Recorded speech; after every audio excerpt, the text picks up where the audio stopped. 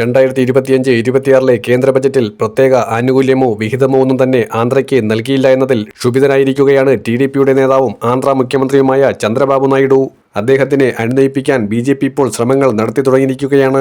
ബീഹാറിലേക്ക് കൂടുതൽ ശ്രദ്ധ കേന്ദ്രീകരിക്കേണ്ടത് അവിടെ തെരഞ്ഞെടുപ്പ് വരുന്നത് കൊണ്ട് മാത്രമാണ് എന്നുള്ള നഗ്നമായ സത്യം തുറന്നു പറഞ്ഞ് തൽക്കാലം അവരുമായി പിണക്കത്തിലേക്കാകാതിരിക്കാൻ ബിജെപി തലങ്ങും വിലങ്ങും ശ്രമിക്കുന്നുണ്ടെങ്കിലും ചർച്ചകൾ എങ്ങുമെത്താതെ പോകുന്നതല്ലാതെ ഒരു പുരോഗമനവും ഇല്ല എന്നുള്ളതാണ് വ്യക്തം. ചന്ദ്രബാബു നായിഡു ശക്തമായ എതിർപ്പിൽ തന്നെയാണ്. ഏതായാലും ടിഡിപിയുടെ ഇപ്പോഴത്തെ ബിജെപിയുമായുള്ള ബന്ധത്തിൽ വിള്ളലേറ്റിരിക്കുന്നു. അത് വഷളായിക്കൊണ്ടിരിക്കുകയാണ്. അത് നാൾക്കുനാൾ ചെല്ലുമ്പോൾ പ്രശ്നങ്ങൾ കൂടുതൽ ഗുരുതരമാകുമെന്നുള്ള വിലയിരുത്തൽ തന്നെയാണ് ഉണ്ടായിരിക്കുന്നത്. ടിഡിപി ഇനി ബിജെപി സഖ്യത്തിലേക്കില്ല. എൻഡിഎയുമായുള്ള സഹകരണം ഉപേക്ഷിച്ചാലും ടിഡിപിക്ക് ഒന്നും സംഭവിക്കാൻ പോകുന്നില്ല.